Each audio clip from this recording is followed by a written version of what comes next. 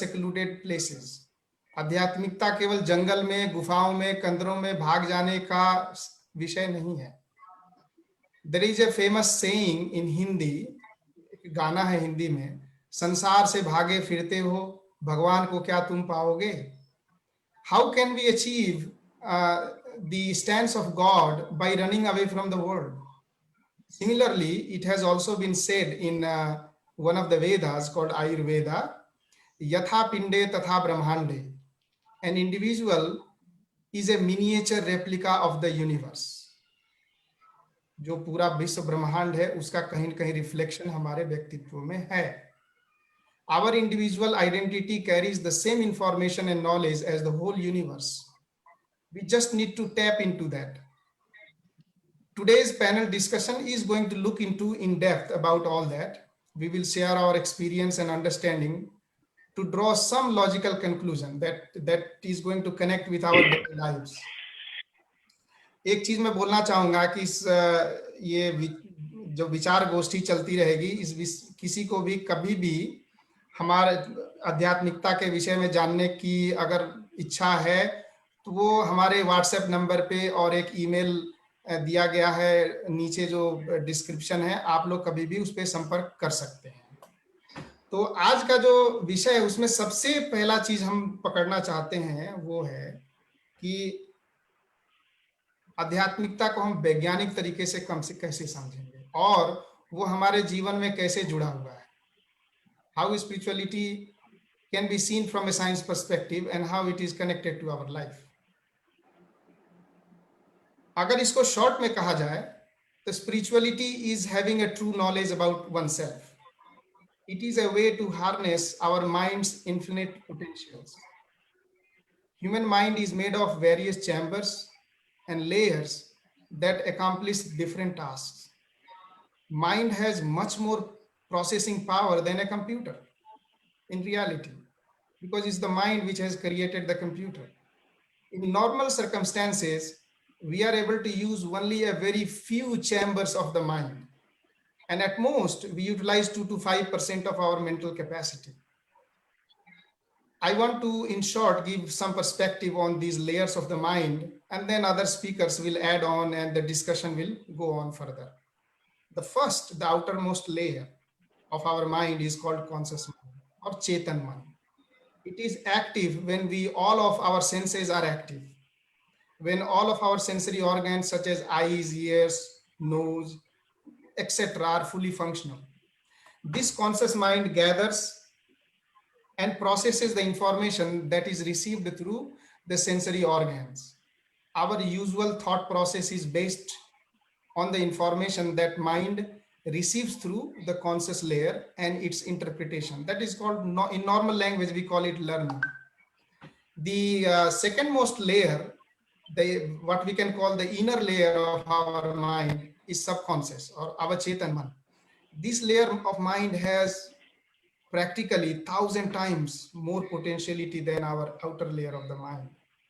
It's a primary source of perception and information is imagination. And we all know that how powerful an imagination can be. It is provoked by our past experiences and expectations from the future. Most of our imaginations are beyond logic, In normal sense, we call it dreaming, a dreamy state of mind. Through meditation or contemplative spiritual practice, one can penetrate deeper into this layer of the mind without falling into dream. And if someone who can, through practice of meditation, if someone can go deeper into that layer of the mind, many more potentialities are unraveled, which we normally don't experience. And in that layer of the mind, through the power of imagination, we can develop new ideas, we can develop new research, lot of innovations, new inventions. They all come through that power of imagination. That is the inner layer of the mind. The innermost layer of the mind, what we call the supraconscious or our Achetan Man, this supraconscious layer of the mind has infinite knowledge, infinite potentiality. So persons who can get deep into this layer of the mind through meditation can tap into this infinite source of knowledge and potentiality. Some people also call it third eye. The pure consciousness, the pure consciousness in all of us, it is expressed at this particular state of the mind.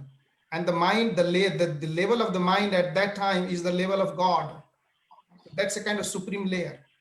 Everyone has this hidden potentiality, from conscious layer to subconscious layer to the supraconscious layer of the mind.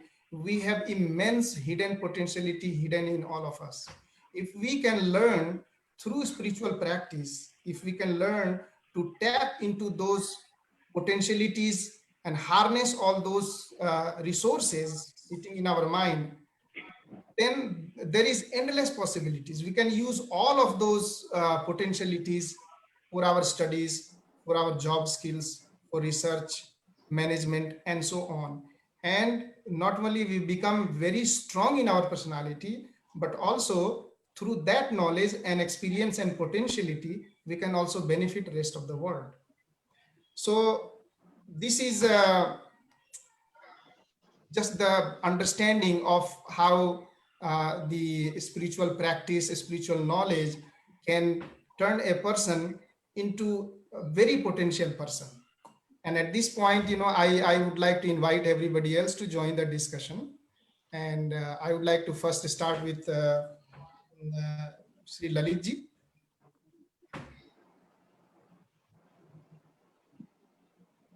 Namaskar, and thank you so much for the invite. Firstly, I must say that I'm very happy and glad to be invited amongst such a highly esteemed sannyasis and whole-time workers of India and all over globe who have been propagating the great ideas of Sri Anand Murthy ji all over the world, the great sublime ideas of spirituality, and they're training thousands and thousands of people, giving them their valuable time and making their lives better. I find this golden opportunity to speak something about the subject which has been fairly discussed at a very nice way, in a very nice way by Acharya Dharma Premanandji. Everything what he has said is completely agreeable. What he said is primarily what spirituality is all about. I would like to say that in modern civilization, in modern times, through science, a certain thought wave has changed. Although what Dadaji just said 2 minutes back, it was prevalent in ancient times. Our ancient civilization discussed everything that was needed by the humanity, whether it was India, whether it was Arab, whether it was Persia, or whether it was Greece. Like in Greece, we had great philosophers like Socrates, Plato, Pythagoras, Euclid. The very famous statement of Socrates was, "Know thyself." So, knowing thyself was primarily one of the main goals of evolved people, thinkers, artists, and writers and philosophers. Greek philosophy is very well known. Same way in India, philosophy developed and reached its very great heights around 2000 years back. And we had so many philosophies, Yoga, Tantra, Upanishad, Vedant. But in the latter half of the period of history, which is the medieval history, certain things changed and everything got little dissolved into oblivion. And in history, it is called as Dark Ages. So masses were little, they were like deprived of this grand philosophy, and they had to live a very different kind of lives. And some 300 years back, when new civilization came, which we call as modern civilization from the Europe, with the beginning and advent of science and scientific thinking, scientific temperament, which tested and checked everything. Science believes in logic, science believes in reasoning, science believes in rationality, and science believes in questioning. This is how scientific temperament was developed. And science, when it came in Europe, it was against the old religion. Old religion had become dogmatic. Old religion had become superstitious. Not only in Europe, it had become superstitious in India also, and in other parts of the world also. Everywhere, the word religion was connected with dogma, dying ideas, superstitious ideas, and the exploitative tendencies of priests. It always happens in the cycle of universe whenever a particular era comes where the religious teachers become exploiters. they become exploitative and they cheat and they are very dishonest, then the religion or dharma falls from its place. It happened earlier also, but science gave it a new dimension and we got a scientific temperament. That is how we have reached till so far today, where we see a huge development of science in terms of its education, in terms of its technology, and the whole world is using scientific means. And today, like now, we are connected through Zoom app, though living in different parts of the world, but still we can interact and we can talk. This is because of the greatness of the science only. So initially, science had a tough time with old religion. But in past 100 years and 150 years, slowly the genuine religious leaders, we may call them spiritualists, they came forward and they discussed and discovered, or they made masses realize that the real aspect of religion, real aspect of philosophy can be applied in real life scientifically. Science is not opposed to spirituality, although the approach of science and spirituality is different. So in past 150 years, we saw great men beginning from Swami Vivekananda and his guru, Shri Ramakrishna Paramhans, then Swami Arvind, then Meher Baba, Swami Yoganand, J. Krishnamurti in India, Annie Besant, Madame Blavatsky in West, schools of theosophy. And then we had a great dynamic guru, Shri Shri Anand Murti ji, who formulated a new philosophy in the name of Anand Marg and combined everything which was best of religion, best of psychology, best of science, and presented a new philosophy in a very psychological and scientific way. I mean, Shri Shri Anand Murti ji's contribution to the world in the form of philosophy is something which is unparalleled. He has, the Guru has said the same things like what Dharma Premananji spoke about spirituality. In ancient Indian philosophy, we understand the human desires in four forms. They are well known as Kama, Arth, Dharma, and Moksha.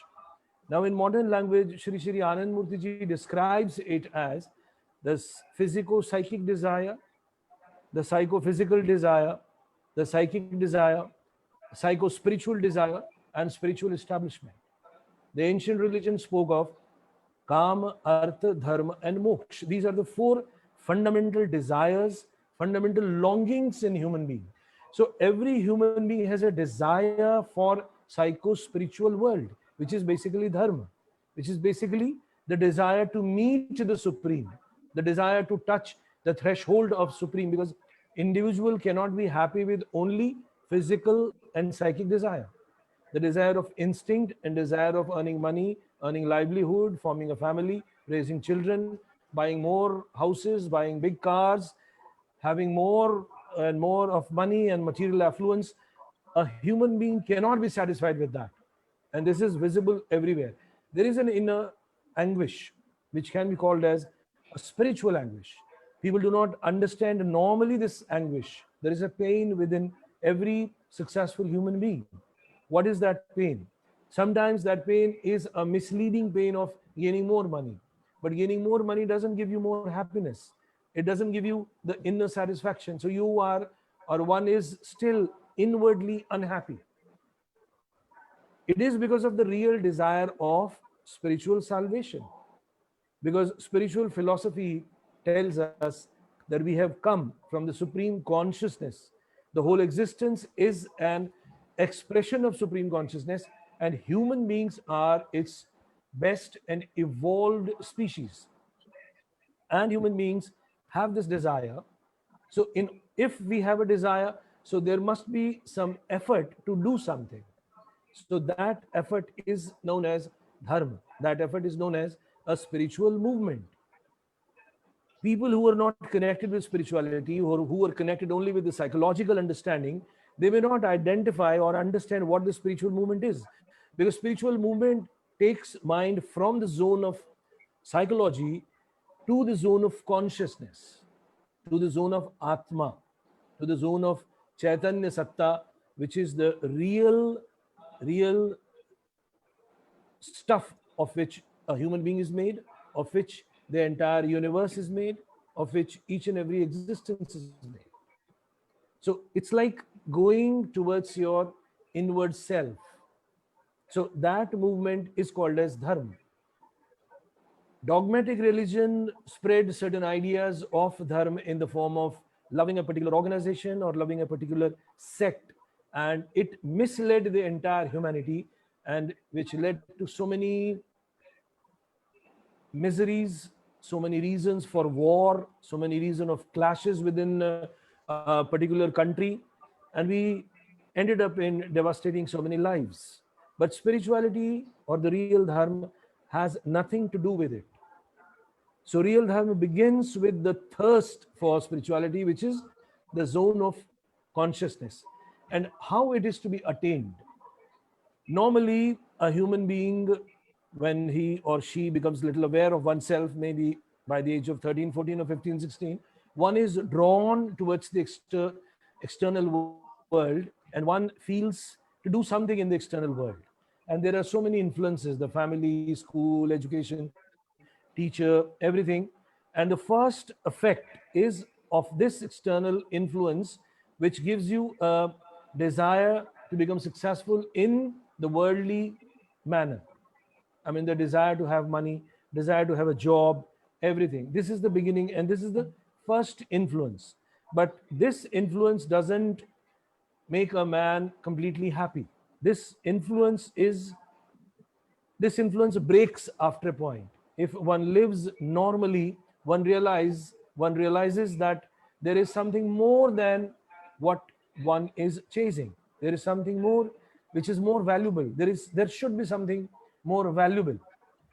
And when one asks for these valuable things, this permanent things, then one moves towards this movement which we call a psycho spiritual movement. And then one chases certain books, listens to certain teachers, finds solace in the presence of spiritual masters. There are so many books, there are so many philosophies, there are so many gurus. And then one starts adopting certain measures, certain practices. It begins with practice of asana and pranayama.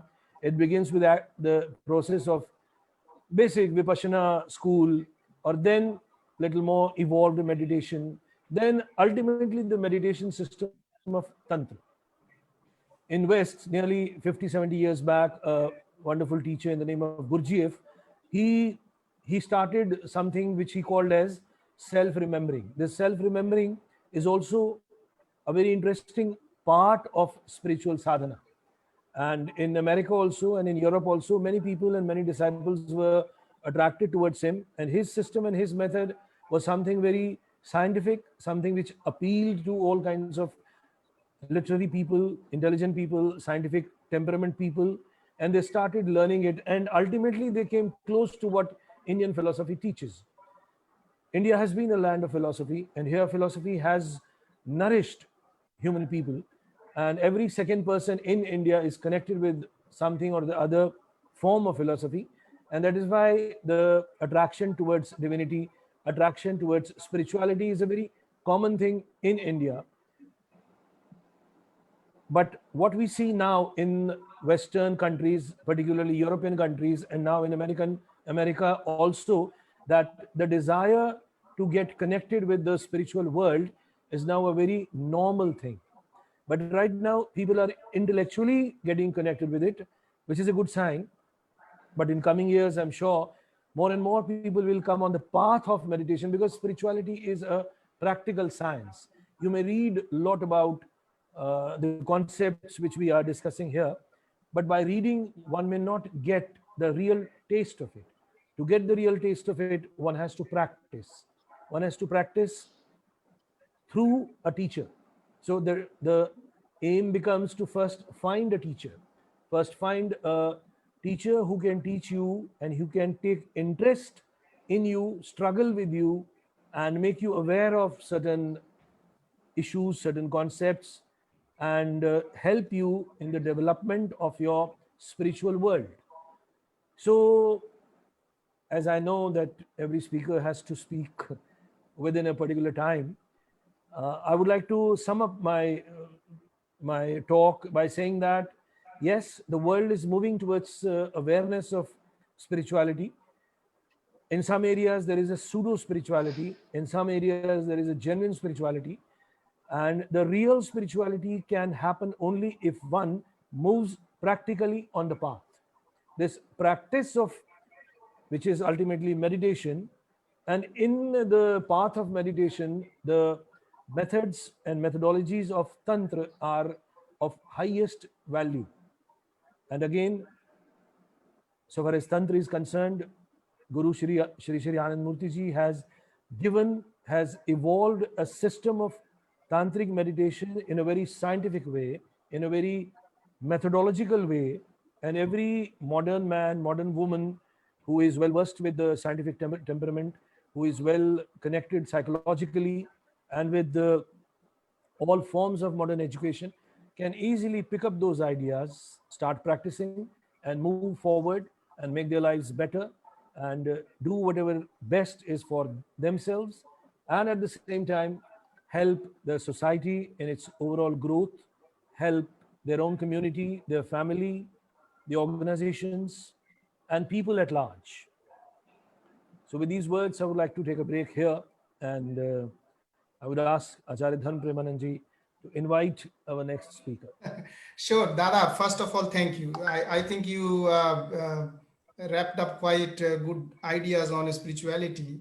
जिस सवाल पे हम लोग बात कर रहे थे वो सवाल था कि आध्यात्मिकता को वैज्ञानिक तरीके से कैसे देखा जाए और हमारे जीवन से कैसे जुड़ा हुआ है, इस विषय पे हम लोग बात कर रहे थे.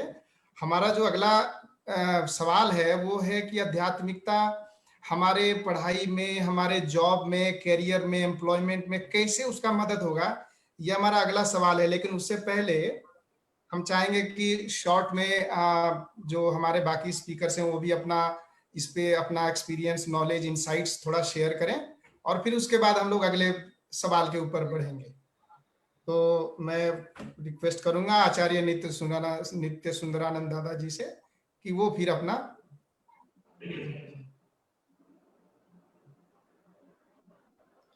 नमस्कार.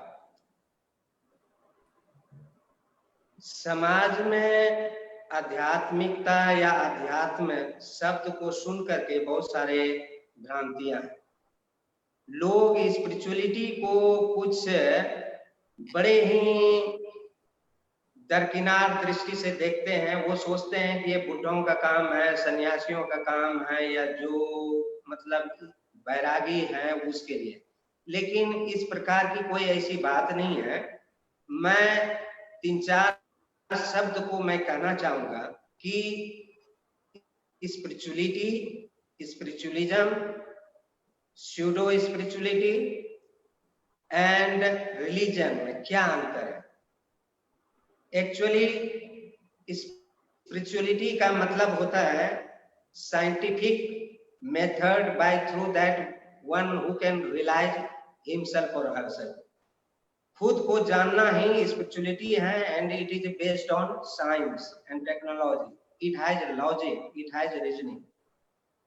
उसके बाद स्पिरिचुअलिज्म है जो कि घोस्ट से रिलेटेड है, जो प्रेत वगैरह मतलब डॉगमेटिक चीजों से इस तरह का रिलेटेड है. थर्ड है जो रिलीजन जो है वो बेस्ड ऑन बिलीव या फेथ कह सकते हैं. तो स्पिरिचुअलिटी में क्या है कि based on realisation and religion is based on faith. तो फेथ और रियलाइजेशन में सबसे बड़ा अंतर है कि इसका मैं एक छोटा सा एग्जांपल देना चाहूंगी कि कोई कहे कि mister x is very good person, तो मैंने उनके बातों पर बिलीव कर लिया और मैं सोचने लगा कि मिस्टर एक्स बहुत अच्छा है. बट किसी और ने कहा कि mister x is very bad person, तो अभी मेरे दिमाग में कंफ्यूजन आ जाएगा कि mister x is really good person, बहुत अच्छा व्यक्ति है, या बहुत बुरा व्यक्ति है. क्योंकि ये विश्वास का परिणाम हुआ कि मैंने किसी के कहे हुए बातों पर, सुने हुए बातों को मैंने विश्वास कर लिया. लेकिन जब किसी को रियलाइजेशन होता है, अनुभूति होता है कि I know mister x how he is, even सारी दुनिया में भी बोलेगा कि मिस्टर एक्स खराब है या अच्छा है, हमको कोई फर्क नहीं पड़ता, क्योंकि मैं स्वयं ये अनुभूति किया हूं, मैं उसको खुद जानता हूं। उसी तरह जब आध्यात्मिकता के तरफ अग्रसर होता है इंसान, तो परमात्मा के विषय में, धर्म के विषय में उनको अनुभूति होती है और वो जानने लगते हैं, समझने लगते हैं कि आखिर आध्यात्मिकता है क्या, इसलिए वहां कोई कंफ्यूजन नहीं होती। भगवान श्री कृष्ण गीता के 8वें अध्याय के 3रा श्लोक में कहते हैं कि परमम स्वभावो अध्यात्म उच्यते, अर्थात जो ईश्वर की सूक्ष्म आत्मानुभूति है वही अध्यात्म है। इसीलिए श्री श्री आनंद मूर्ति जी कहते हैं कि अध्यात्म का मतलब कहीं टीका लगाने से, माला पहन लेने से या गेरुआ वस्त्र धारण कर लेने से, ये सब कुछ नहीं, ये सब दिखावा है, आडंबर है। इसको स्पिरिचुअलिटी से, अध्यात्म से कोई लेना नहीं।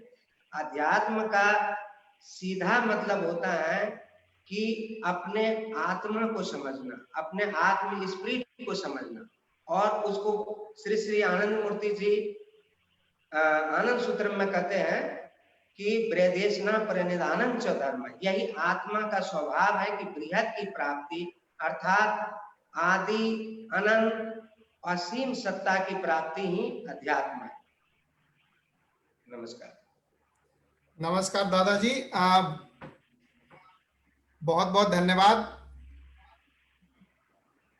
1 मिनट में थोड़ा ऑडियो देख लेता हूँ। हाँ, तो मैं आगे इस विषय पे चर्चा के लिए इनवाइट करता हूँ डॉक्टर विनीता आनंद दीदी को। वो अपना मंतव्य रखें और धीरे धीरे हम लोग फिर आगे बढ़ेंगे अगले सवाल की तरफ भी।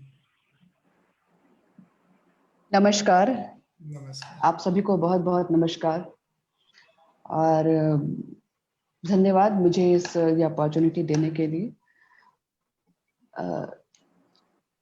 किसी भी विषय के क्रमबद्ध ज्ञान को विज्ञान कहते हैं और विज्ञान तर्कपूर्ण होता है, तर्क पर आधारित होता है।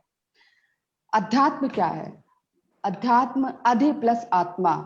आत्मा अधि मीन्स बड़ा, व्यापक, विस्तार। तो आत्मा के विस्तार को अध्यात्म कहते हैं। जब मन इंद्रियों के प्रभाव से मुक्त होकर के अपनी आत्मा के निकट पहुंचता है तब आत्मा का विस्तार होता है, जिसे अध्यात्म कहते हैं। तो अध्यात्म कल्पना नहीं है। ये शरीर कल्पना नहीं है, ये दिखाई पड़ता है। और इस शरीर को संचालित करने वाला, दिशा निर्देशित करने वाला जो मन है वो भी कल्पना नहीं है। वो दिखाई नहीं देता पर वो कल्पना नहीं है। फिर मन और शरीर के क्रियाकलापों पर जो दृष्टि रखता है, जो दृष्टा है, वो है हमारी आत्मा, जो कल्पना नहीं है। मन जब इंद्रियों के प्रभाव से मुक्त होकर के, इंद्रियों के अधीन ना होकर के, इंद्रियों पर नियंत्रण करके साधना के द्वारा अपने आत्मा के निकट पहुंचता है, तब वह आत्मा के द्वारा निर्देशित होता है। उससे त्रुटियां कम होती हैं, उससे भूल कम होते हैं, वह आत्म विवेचना करता है। इसी को बोलते हैं आत्म विवेचना करना, आत्मावलोकन करना, अंतरात्मा की आवाज। तो डेफिनेटली अध्यात्म जो है वो कपोल कल्पना नहीं है, ये उच्च कोटि का विज्ञान है। मनुष्य के त्रिस्तरीय प्राणी है। मनुष्य भौतिक, मानसिक और आध्यात्मिक स्तर पर उसकी आवश्यकताएं होती हैं, जिसकी समान पूर्ति अति आवश्यक है।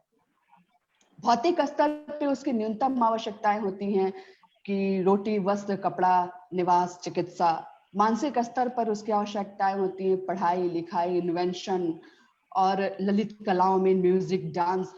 ये सारी उसकी योग्यता होती है, उसके इंटरेस्ट होते हैं, उसकी मानसिक पिपासा होती है। ठीक उसी तरह से आध्यात्मिक स्तर पर उसकी पिपासा होती है परम आनंद की प्राप्ति। ये ब्रह्मांड, ये विश्व ब्रह्मांड उस बृहत का ही स्थूल विकास है। तो उस बृहत तक पहुंचना, उस बृहत में प्रतिष्ठित होना, उस परम पद को प्राप्त कर लेना ही मनुष्य का सर्वोच्च लक्ष्य है। यही उसकी आध्यात्मिक पिपासा है। तो इसलिए और ये चीज बिना आध्यात्मिक हुए पूर्ण नहीं हो सकता है, पाया नहीं जा सकता है। अगर कहें कि ये जो आध्यात्मिक पिपासा है, ये जो बृहत में प्रतिष्ठित होने की चेष्टा है, यही मनुष्य जीवन का केंद्र बिंदु है, तो गलत नहीं होगा। इसलिए ये जो विज्ञान, ये जो अध्यात्म है, ये हमारे जीवन को बहुत ही सकारात्मक रूप से प्रभावित करता है। और हम भौतिक और मानसिक आवश्यकताओं की अगर पूर्ति हो और आध्यात्मिक आवश्यकता की पूर्ति ना हो तो भी मन का विकास प्रॉपर नहीं हो सकता है, क्योंकि मन अनंत सुख चाहता है। सुखम अनंतम आनंदम, वो आनंद प्राप्त करना चाहता है, आनंद में प्रतिष्ठित होना चाहता है। और जब मन अपने इंद्रियों पर नियंत्रण करके साधना के माध्यम से अपने आत्मा के निकट पहुंचता है तो वो आनंद में प्रतिष्ठित होता है। इसलिए अध्यात्म साइंस है, विज्ञान है और उच्च कोटि की जीवन शैली है। धन्यवाद। तो ठीक है, आगे अगला सवाल है, लेकिन मैं कहूंगा कि समय को मद्देनजर रखते हुए हम लोग अपने विचारों को मतलब कंसाइज करेंगे ताकि अधिक से अधिक चीजें लोगों को हम बता सकें। आचार्य पूर्ण देवानंद दादाजी हैं, तो मैं रिक्वेस्ट करूंगा कि वो भी अपना मंतव्य रखें, उसके बाद हम अगले सवाल की तरफ जाएंगे। नमस्कार। हमारे तीनों पूर्व वक्ता बहुत ही सुंदर ढंग से आध्यात्मिकता और रिलीजियन के बारे में अपना विचार व्यक्त किए हैं। तो उसी कड़ी को जोड़ते हुए मैं थोड़ा सा आगे चलता हूं। जैसे कि अभी विनीता दीदी ने कही, आध्यात्मिक सर्वोच्च विज्ञान है। फैक्ट यही है कि जिसे हम विज्ञान कहते हैं, उस विज्ञान का जो ओरिजिन है, जो उत्स है, जो सोर्स है, वो आध्यात्म ही है। क्योंकि विज्ञान का अर्थ ही होता है विशेष ज्ञान। विज्ञान का अर्थ ही होता है नोन टू अननोन। कह सकते हैं कि science is a methodology to move from known to unknown. ज्ञात से अज्ञात की ओर बढ़ना ही विज्ञान है। और जब ज्ञात और अज्ञात की बातें आती है तो हमारे सामने जो हम देखते हैं, जो विजिबल वर्ल्ड है, जिसको हम परसीव कर सकते हैं, क्विंकल मेंटल वर्ल्ड है। ये क्विंकल मेंटल वर्ल्ड है, ये विजिबल है, इसको विजुअलाइज कर सकते हैं, इंद्रियों के माध्यम से इसको हम समझ सकते हैं। तो ये तो हमारे लिए ज्ञात है। और अज्ञात क्या है? जिस चीज को हम नहीं जानते हैं। जैसे वर्तमान साइंस अब तक माइंड और ब्रेन, ये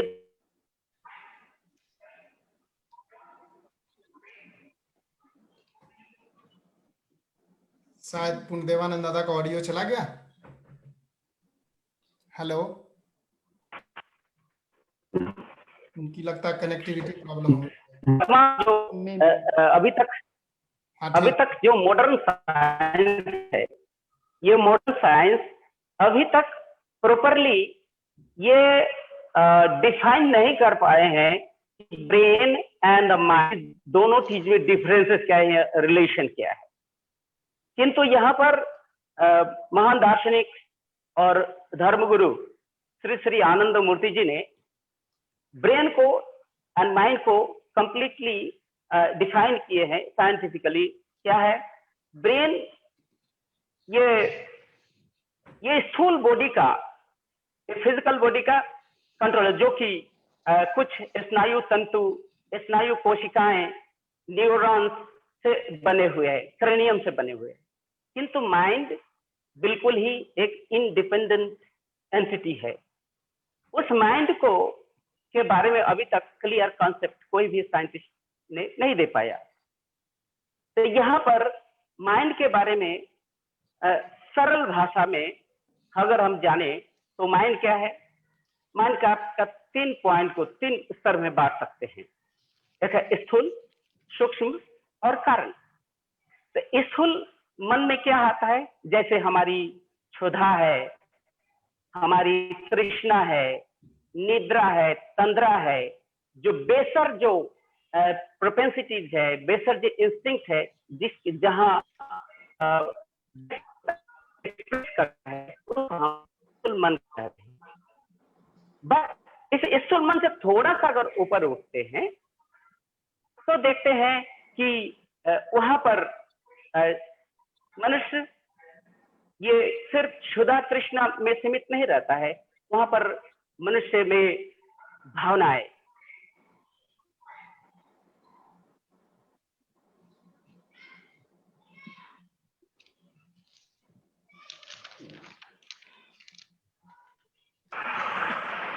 नेटवर्क प्रॉब्लम कर रहा है। आपका नेटवर्क प्रॉब्लम कर रहा दादा, हम लोग अगले सवाल की तरफ बढ़ते हैं, ठीक है ना दादा? तो रुकिए और जस्ट 1 मिनट। और दूसरा पॉइंट है सूक्ष्म, तीसरा हुआ कारण। कारण का मतलब ही होता है कि हम जिसको सुपर कॉन्शियस माइंड कहते हैं, ये तो सिर्फ माइंड का परिधि है, ये मन का परिधि है। कॉन्शियस, सबकॉन्शियस, सुपर कॉन्शियस, ये माइंड का परिधि है। किंतु जो आध्यात्म है माइंड के दायरे में नहीं आता है, माइंड के बियॉन्ड। वो क्या है? ये माइंड है, माइंड एग्जिस्ट कर रहा है, माइंड का एग्जिस्टेंस है। इसको कौन प्रमाणित करेगा? कौन देख रहा है? कौन साक्षी कर रहा है? विटनेसिंग एंटिटी कौन है? दृष्टा कौन है? कौन है विटनेस कर रहा है कि माइंड एग्जिस्ट कर रहा है? ये जो दृष्टा जो पार्ट है, विटनेसिंग पार्ट है, इसी को कहते हैं आत्मा। इसका मतलब ये हुआ कि धर्म जो है फिजिको साइको स्पिरिचुअल पैरेललिज्म है। आध्यात्मिकता फिजिको साइको स्पिरिचुअल पैरेललिज्म है, अर्थात फिजिक्स से ट्रांसफॉर्म करके साइकिक वर्ल्ड, और साइकिक वर्ल्ड को हम ट्रांसफॉर्म करके वो टर्मिनेट करना है, मर्ज करना है, सब्लिमेट करना है। किसमें? हमें सोल में, जिसको बोलते हैं विशुद्ध कॉन्शियसनेस है। अर्थात कहा जा सकता है कि आध्यात्मिकता से ही सारे साइकोलॉजी हुआ, फिजिकल साइंस हुआ, सबका जन्म और उत्स सोर्स है वो स्पिरिचुअलिटी है। कह सकते हैं उस आध्यात्म को जानना ही प्रकृति विज्ञान है। So spirituality is a pure science, and it is the main tree from which all the branches of science has emerged. Thank you so much. बहुत बहुत धन्यवाद आप सब लोगों का। आज के इस पैनल डिस्कशन में जो अगला सवाल है हमारे लिए वो ये है कि स्पिरिचुअलिटी की बातें तो हुई है, लेकिन ये स्पिरिचुअलिटी हमारे जो लोग हैं, जो खास करके युवा वर्ग हैं, लोग नौकरियां करते हैं, जो रोज धक्के खाते हैं, यहाँ जाना वहां जाना, कॉलेज में पढ़ाई कर रहे हैं, उनके सामने चैलेंजेस है, तो वो अपना या स्पिरिचुअलिटी उनके लिए किस प्रकार से कारगर साबित हो सकता है? ऐसा क्या चीज है आध्यात्मिकता में जो उनके चीजों को और ज्यादा बेहतर बना सकता है? क्योंकि आध्यात्मिकता एक ऐसी चीज है जो हर लोगों के लिए बड़ी ही काम लायक चीजें हैं। इस विषय पे चर्चा करने के लिए मैं सबसे पहले कहूंगा कि इस टॉपिक को थोड़ा दादा नित्य सुंदरान जी इलैबोरेट करें, और हम लोग फिर अपना संक्षेप में इसका मंतव्य रखेंगे ताकि बाकी के सवाल पे भी हम एक एक करके चले जाएं। तो दादा नित्य सुंदरान जी। धन्यवाद। प्रश्न है, आध्यात्मिकता आजीविका और पढ़ाई में संभावनाओं को कैसे बढ़ा सकती है? आज समाज में जितने भी व्यक्ति हैं, प्राय लोग जो जीवन के मूलभूत आवश्यकता है उसी में उलझे हुए हैं, उसी में परेशान हैं, और उसको कमाने के लिए, पाने के लिए इतने तनावग्रस्त है कि वो आध्यात्मिकता की तरफ सोच ही नहीं सकता है। क्योंकि हमारे समाज की ऐसी दुर्दशा है, कुव्यवस्था है कि एक अच्छे स्टूडेंट होते हुए भी पढ़ने के लिए उसके पास साधन नहीं है।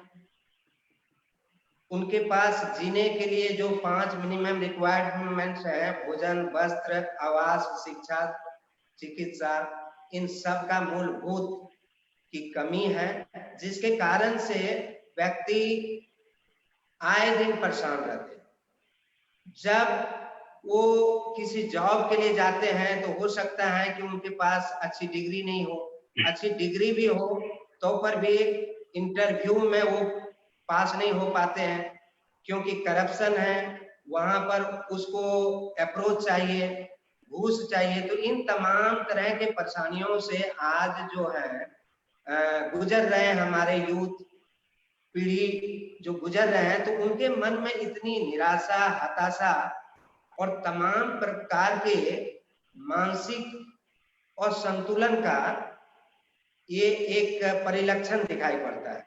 और जिसके कारण से आज समाज में इवन पढ़े लिखे लोग, इवन जो मूलभूत अवस्थाओं से पूर्ण परिपूर्ण है, वो भी देखा जाता है कि आत्महत्या की तरफ अग्रसर हो रहे हैं। कारण क्या है? कोई जरूरी नहीं कि गरीबी के कारण कोई तनावग्रस्त है, हत्या कर रहे हैं, आत्महत्या कर रहे हैं या कुछ भी कर रहे हैं। इसके पीछे क्या है कि हमारी जो मेंटल वीकनेस है वो बहुत ही कमजोर है। हमें सेल्फ स्टीम, हमें आत्मबल की कमी है, आत्म ज्ञान की कमी है। केवल देखिए, पुस्तकी ज्ञान से ही सब कुछ नहीं होता है, उसमें स्किल होना चाहिए, उसमें तमाम प्रकार की क्षमताओं का मतलब पूर्ण विकास होना चाहिए, तब वो अपने आप को जान पाएंगे, समझ कर रहेंगे। और इसका जो इंसान के अंदर में छुपी हुई जो जितनी भी प्रतिभाएं हैं, क्षमताएं हैं, उसमें कुशलताएं हैं, उसको केवल आध्यात्मिक प्रैक्टिस से ही हम उसको प्राप्त कर सकते हैं। इसीलिए मेडिटेशन बहुत जरूरी है। मेडिटेशन करने से हमारे जो अंदर में जो डोरमेंट स्टेज में बहुत सारी क्वालिटी है, प्रतिभाएं हैं, वो छुपी हुए हैं, उसको कैसे हम उभार सकते हैं, फ्लोरिश कर सकते हैं, उसको कैसे बढ़ा सकते हैं, उसको विकसित कर सकते हैं, इसका ज्ञान आध्यात्मिकता से मिलती है। इसीलिए श्री श्री आनंद मूर्ति जी कहते हैं कि जीवन में आज समाज में जो बहुत बौद्धिक रूप से विकसित हुए हैं, जैसे इंजीनियर हैं, डॉक्टर हैं, राइटर हैं, पोएट हैं, ये सब अपने जो मेंटल पोटेंशियलिटी का 2 to 5% मैक्सिमम उन्होंने यूज किया। लेकिन अगर कोई आध्यात्मिकता की साधना करते हुए, इसका अनुसरण करते हुए अगर आगे बढ़े, तो हमारा मेंटल पोटेंशियलिटी कई गुना अधिक विकसित हो सकते हैं, प्रबल हो सकते हैं, और हमें प्रतिभाओं में और क्षमताओं में, बहुत काबिलियत में, कार्यकुशलता में बड़ी मतलब सहायता होगी। इसलिए स्पिरिचुअलिटी कोई जीवन की कोई मतलब ये चीज नहीं, क्योंकि हमारे समाज में ऐसे बचपन से पढ़ाया गया है कि जब बच्चे हैं तो पढ़ो, उसके बाद जवानी में परिवार को देखो, उसके बाद जो मतलब फोर्थ अवस्था, जो वृद्धा अवस्था है, वानप्रस्थ अवस्था, उसमें आध्यात्मिकता की बात कही गई, जो कि रॉन्ग टीचिंग है। बाबा कहते हैं कि हमें प्रेरणा ध्रुव से लेना चाहिए, प्रहलाद से लेना चाहिए, जो कि 5 साल की उम्र से उन्होंने आध्यात्मिक साधना की, और उसने अपने प्रतिभाओं को इतना उजागर किया कि वो निर्भय निडर होकर के हर चीज में आगे बढ़ता गया। शास्त्र में कहा गया है मन करोति कर्माणि, अर्थात जो भी काम करते हैं हम मन से करते हैं, शरीर तो एक माध्यम है। इसलिए अगर जिस व्यक्ति का मन कमजोर होता है, उसमें प्रतिभाओं को रहते हुए भी वो कुछ कर नहीं पाते हैं, इसलिए वो हताश और निराश होते हैं। इसलिए जीवन में अपना जरूरी है कि आध्यात्मिकता की तरफ बढ़े। दूसरा सवाल होता है कि जो भौतिकता के अभाव में लोग मॉरलिस्ट नहीं हो पाते हैं, और मॉरलिटी के अभाव में लोग स्पिरिचुअलिस्ट नहीं हो पाते। इसलिए इस तमाम चीजों को ध्यान में रखते हुए श्री श्री आनंद मूर्ति जी ने एक सोशियो इकोनॉमिक थ्योरी दिया है, जिसको कि प्रगतिशील उपयोगी तत्व अर्थात प्रौध कहते हैं। उनमें तमाम प्रकार की चर्चा किए हैं और समाधान दिए हैं, उसमें हर प्रकार की समस्याओं का समाधान है, उसको पढ़ना चाहिए। तो इंसान को अपना मनोदिशा और मनोदशा, ये दो चीज पर बहुत ही ध्यान देना चाहिए। और ये मेडिटेशन क्या है? मेडिटेशन के बारे में कहा गया है close your eyes and open your mind. जब हम अपनी आंख बंद करके जब अपने अंदर में झांकते हैं, तो हमें यह आभास होता है कि मैं कौन हूं, और पता चलता है कि मैं परमात्मा का अंश हूँ, और परमात्मा कोई छोटी सत्ता है नहीं। जब अपने में आभास होता है कि मैं स्वयं परमात्मा का अंश हूँ, तो उसके मन में एक आत्मबल जागृत होता है, आत्मविश्वास जागृत होता है, उसमें विवेक जागृत होता है, और उसमें इतनी क्षमताएं बढ़ जाती हैं, वो किसी भी चीज को करने में सक्षम है, और मेंटल पोटेंशियलिटी कई गुना बढ़ जाती है। इसीलिए जो लोग कहते हैं कि आध्यात्मिकता एक नशा है, इट इज लाइक ओपियम, ये वेस्टेज ऑफ टाइम है, इट्स ए रॉन्ग धारणा है, ये कॉन्सेप्ट ही रॉन्ग है। आध्यात्मिकता बल्कि हमारे एबिलिटी को और उजागर करता है, हमारे पोटेंशियलिटी को और प्रोड्यूस करके हमको सक्षम बनाता है। इसीलिए नियमित रूप से जो मेडिटेशन करते हैं, साधना करते हैं, उसमें शारीरिक, मानसिक और आध्यात्मिक तीनों प्रकार के उन्नति और प्रगति होते हैं। जिस प्रकार के हमारे पूर्व वक्ता बोलते हैं कि ह्यूमन पर्सनालिटी आर ट्राइफेरियस, तो किसी भी क्षेत्र में हम कम रह जाएंगे तो हम पूर्ण विकसित या हमारा पर्सनालिटी जो है पूर्ण नहीं हो सकता है। मैं इसके लिए एक छोटा सा एग्जांपल दूंगा कि जैसे कि आज के डेट में मोबाइल बहुत ही एक ऐसा इंस्ट्रूमेंट है कि हर लोग इसको पसंद करते हैं, क्योंकि ये खूबियों से भरा हुआ है, क्योंकि हम इसमें तमाम तरह के अच्छी चीज इंफॉर्मेशन देख सकते हैं, इसको कर सकते हैं, या यूट्यूब पर चला सकते हैं, बढ़िया बढ़िया चीज देख सकते हैं, किसी कम्युनिकेशन कर सकते हैं। लेकिन मैं एक सवाल पूछना चाहता हूँ कि उस मोबाइल को यूज करने के लिए क्या करना पड़ता है? उसको मोबाइल यूज करने के पहले हमें दो प्रकार से उसको रिचार्ज करना पड़ता है।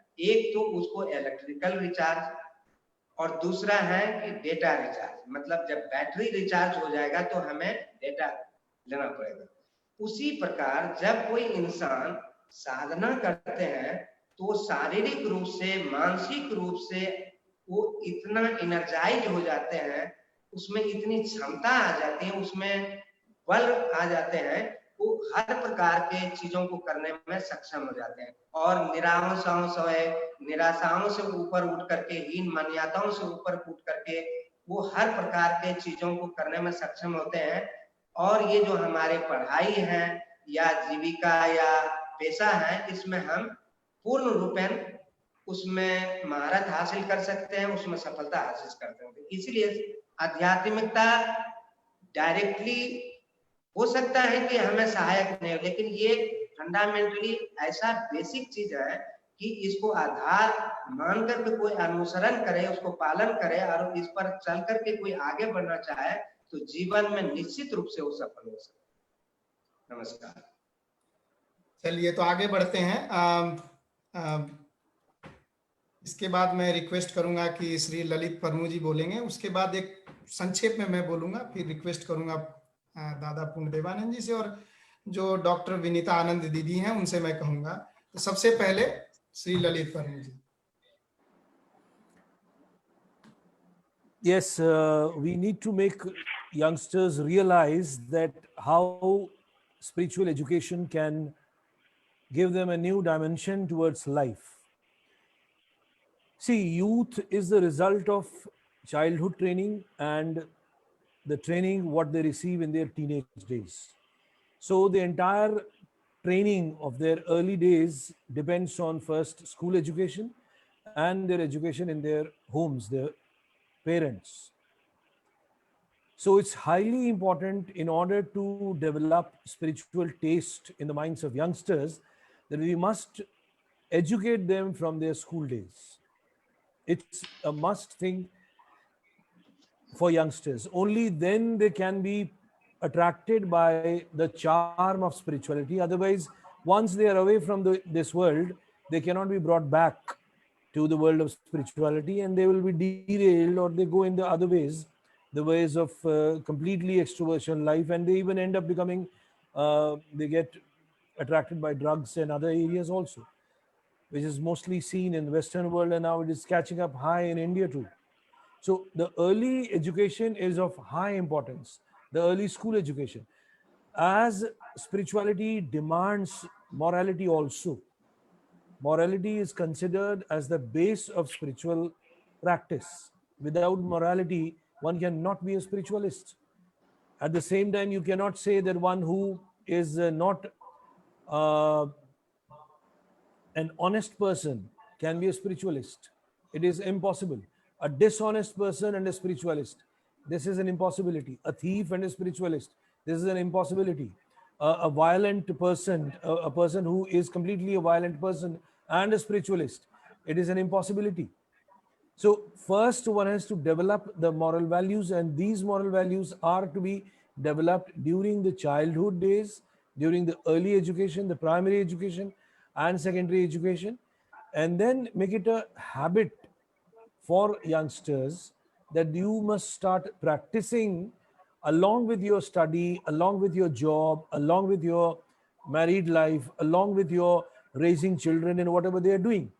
Only then we can see the results of their practice. One may not become a great spiritual practitioner, but one will develop a mental force, one will develop inner satisfaction, one will develop what is called as santosh, one will not be always chasing money and wealth, one will be happy with a small house. All these things are qualities which morality and spirituality develops. Like I can quote one of the famous sayings of Saint Kabir, Sai इतना दीजिए जामे कुटुंब समाए मैं भी भूखा ना रहूं साधु भी ना भूखा जाए. Now this is a saying of an ancient weaver, a spiritualist person. So you must earn money, but this money should be sufficient enough to make your both ends meet, and at the same time you should be capable to feed a guest, a sannyasi, or a visitor. This should be the aim. This can be developed only if you are practicing spirituality from your young days.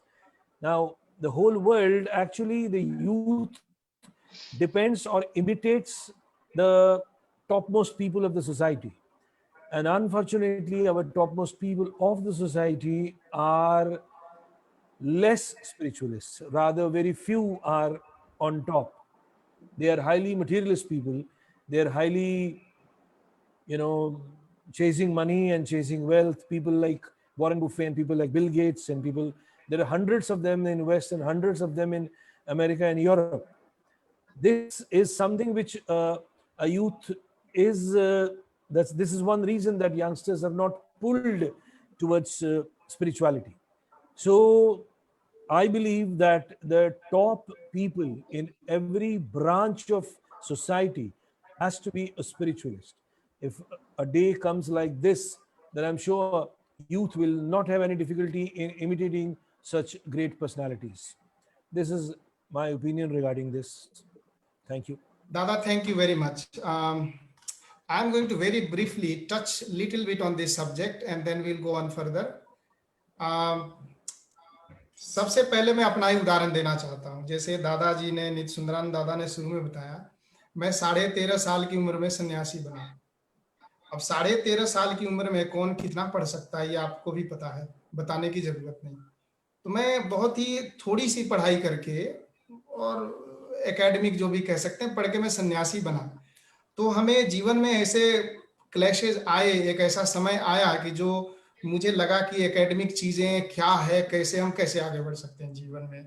जैसे कि एक लोगों ने एक हमारा lecture रखा था rotary club में त्रिवेंद्रम साउथ इंडिया में, और मेरे नाम से एक मैगजीन में छप गया कि आचार्य, जो भी हमारा नाम था उस वक्त, कि आचार्य ये जो आने वाले इनका स्पीच है.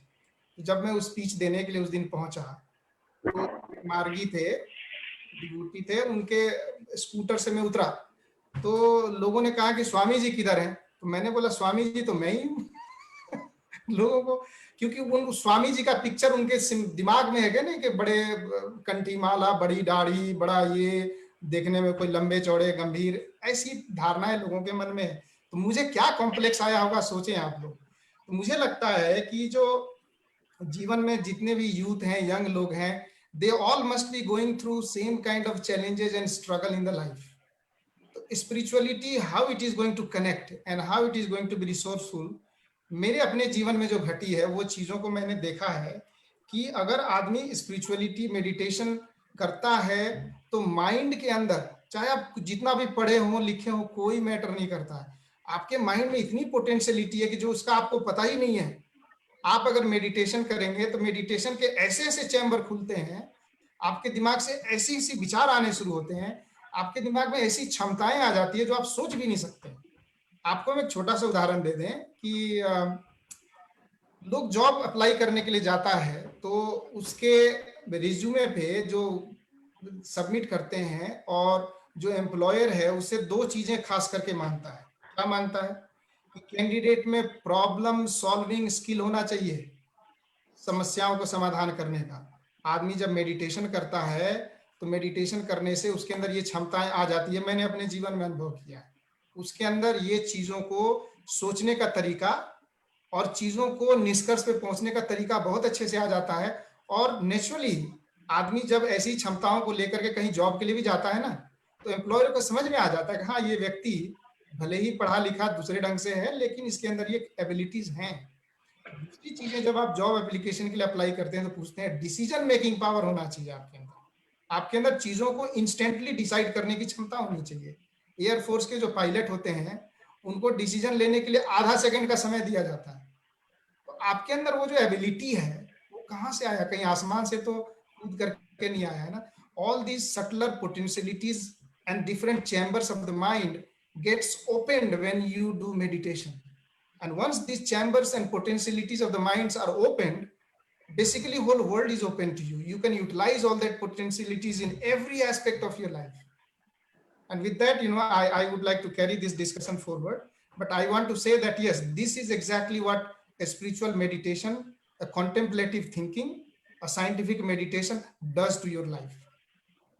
And next I am going to invite is Dada Pundevanand ji, and after that will be दीदी विनीता जी।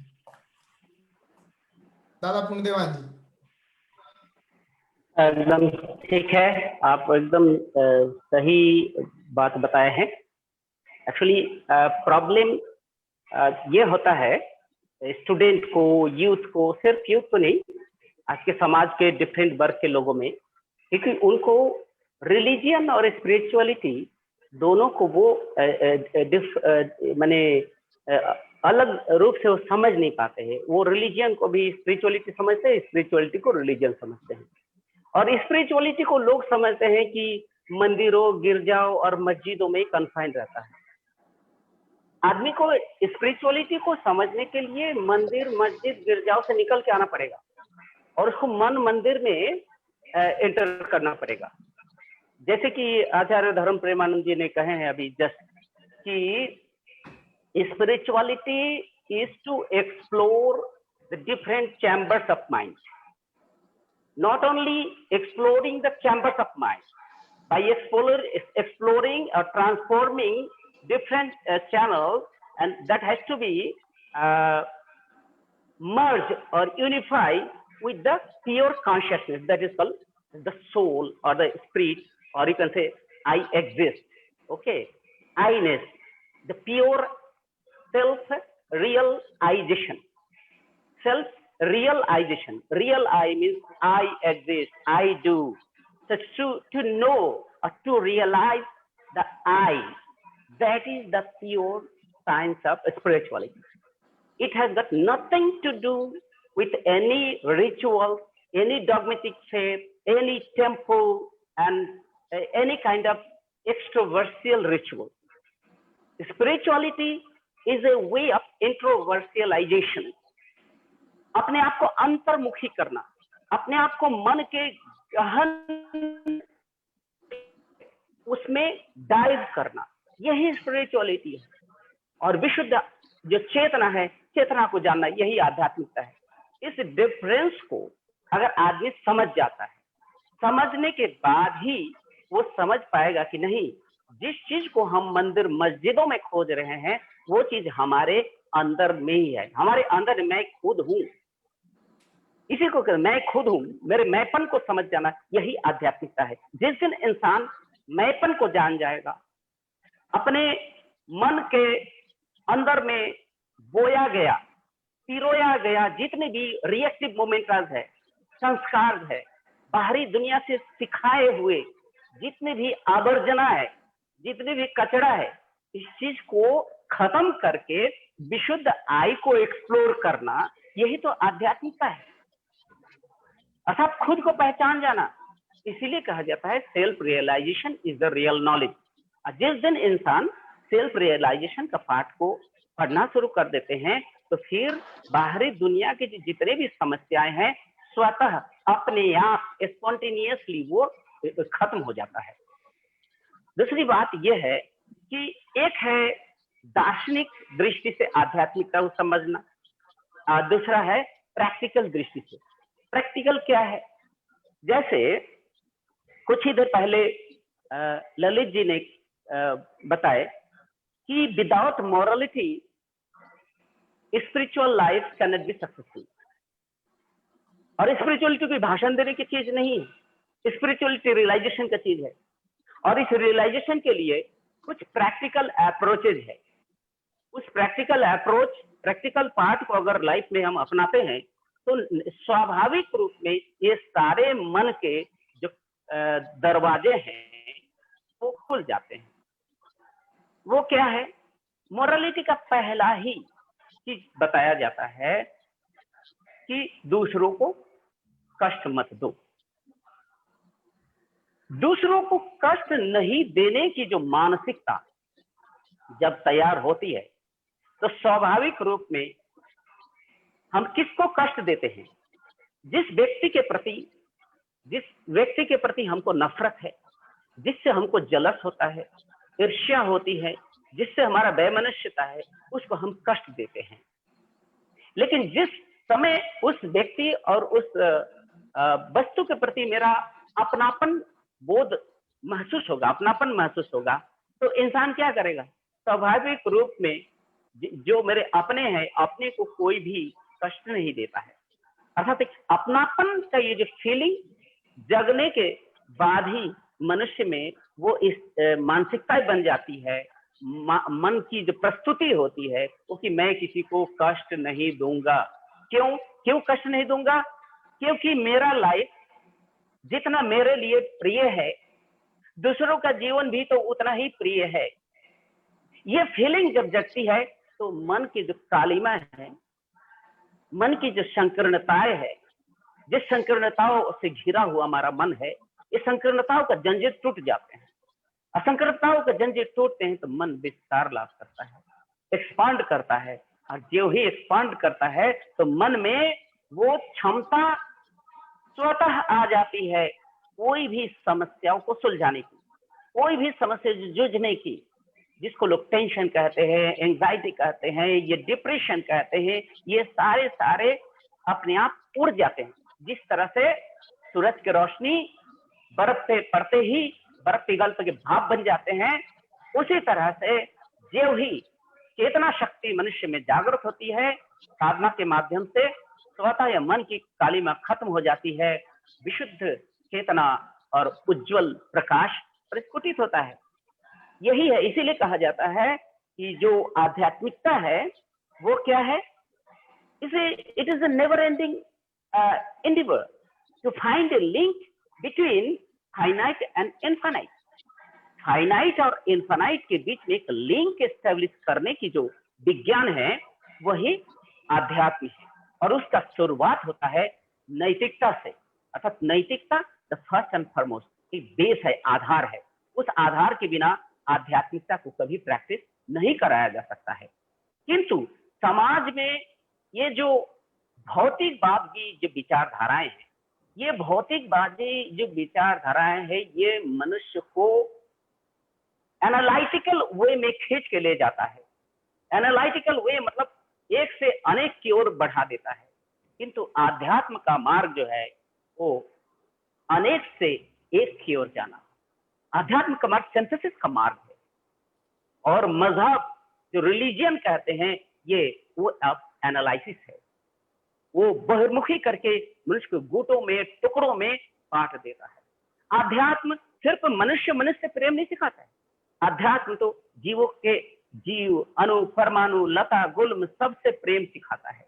किंतु रिलीजियन मनुष्य में, पशुओं में भेद सिखाता है और संपूर्ण दुनिया को एक भोग का वस्तु के रूप में, उपादान के रूप में उपयोग का एक वस्तु दिखाता है। इसलिए आध्यात्म और स्पिरिचुअलिटी बिल्कुल, रिलीजन अलग चीज है। आध्यात्म सिंथेसिस का पथ है और इसी से मनुष्य का कैरियर बनता है। आध्यात्मिक मानसिक शक्ति जागृत होता है, सेल्फ कॉन्फिडेंस जागृत होता है।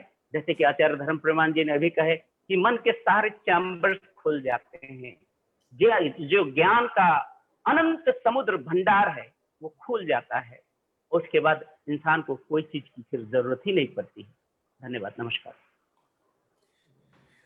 मैं रिक्वेस्ट करूंगा कि दीदी विनीता आनंद जी हैं तो वो अपनी बात रखें, फिर उसके बाद हम लोग अगले सवाल की तरफ बढ़ जाएंगे। धन्यवाद दादा। लेकिन अभी मुझे श्रोता बनकर ही बहुत अच्छा लग रहा है, because now I feel very fortunate to have brothers, learned brothers like you. तो मेरे बोलने के लिए ऐसा कुछ खास रह नहीं गया, लेकिन फिर भी मैं आप सब से सहमति जताते हुए मैं ललित परिमू दादा की इस बात को मतलब बिल्कुल ये सही है कि बच्चों को चाइल्डहुड से ही आध्यात्मिक साधना की ट्रेनिंग देनी चाहिए, जिससे उनके व्यक्तित्व का विकास हो सके, उनका मन शुरू से ही स्ट्रांग हो सके, जिससे समस्याओं को के समाधान करने की ट्रेनिंग भी उन्हें मिले और वो आसानी से अपने गोल को अचीव कर सके।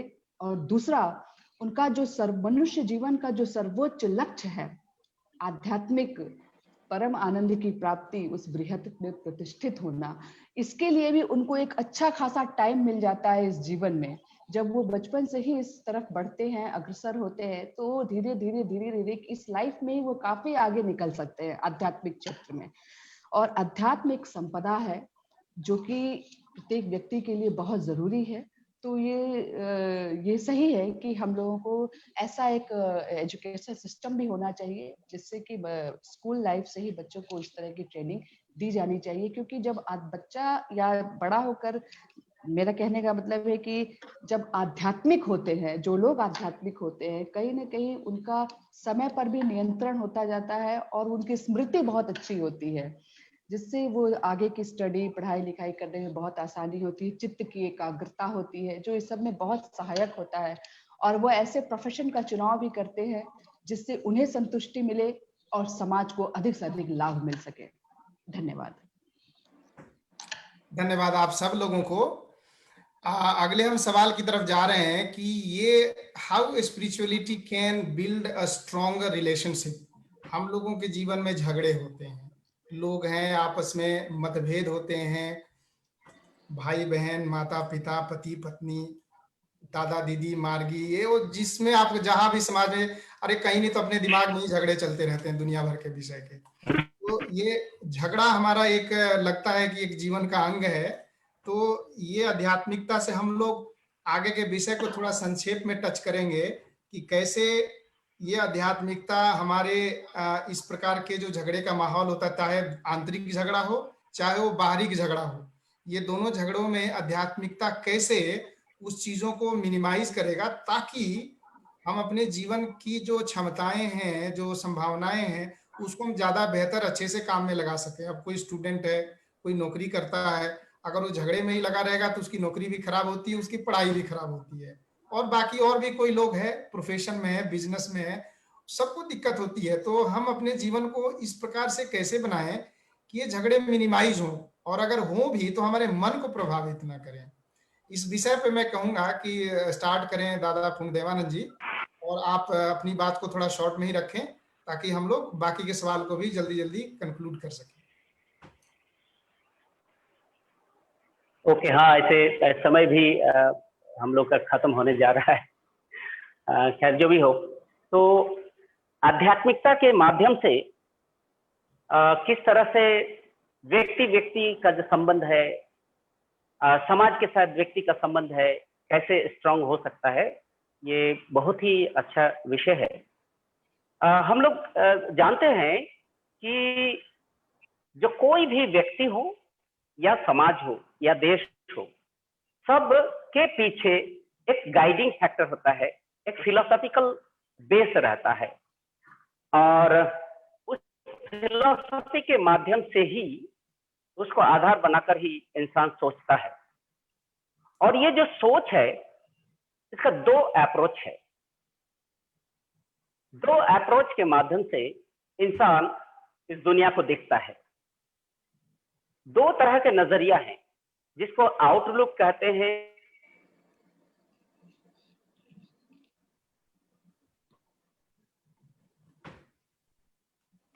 दादा आपका आवाज कट गया। हेलो। नेटवर्क बहुत प्रॉब्लम कर रहा है जी।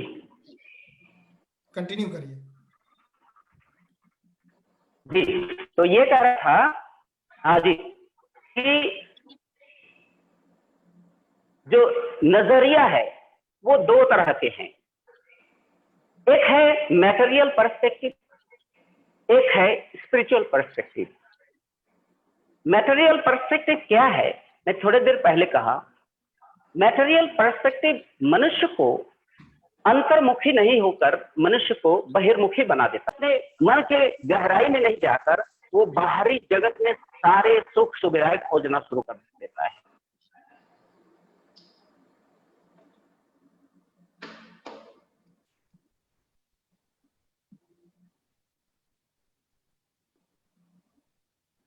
आपकी आवाज कट जा रही है।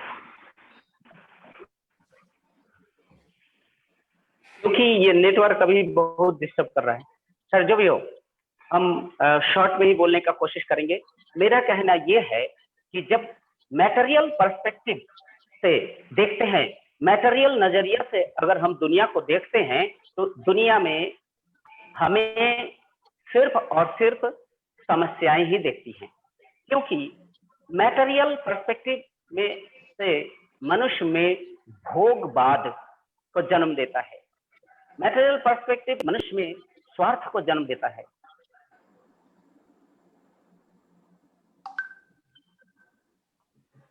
मैटेरियल पर्सपेक्टिव मनुष्य में बहुत तरह के नैरो सेंटिमेंट्स को जन्म देता है, जो सेंटिमेंट इंसान के रिश्तों को कलुषित करता है।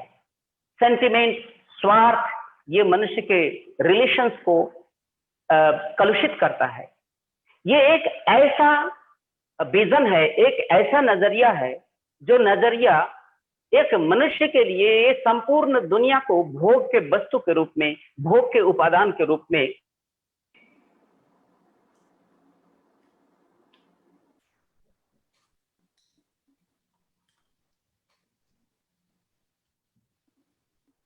आवाज आपका कट रहा है, बार बार कट जा रहा है।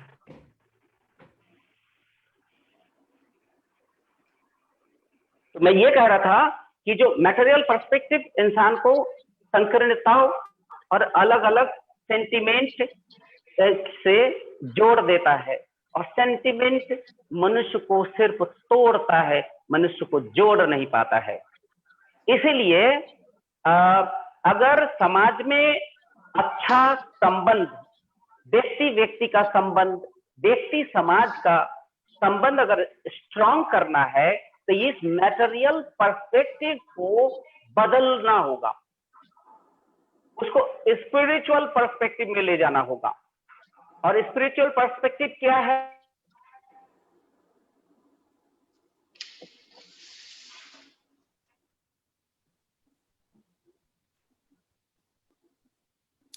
दादा आपका नेटवर्क कट जा रहा है, आप ऐसा करिए बाद में कंटिन्यू कर लीजिएगा फिर।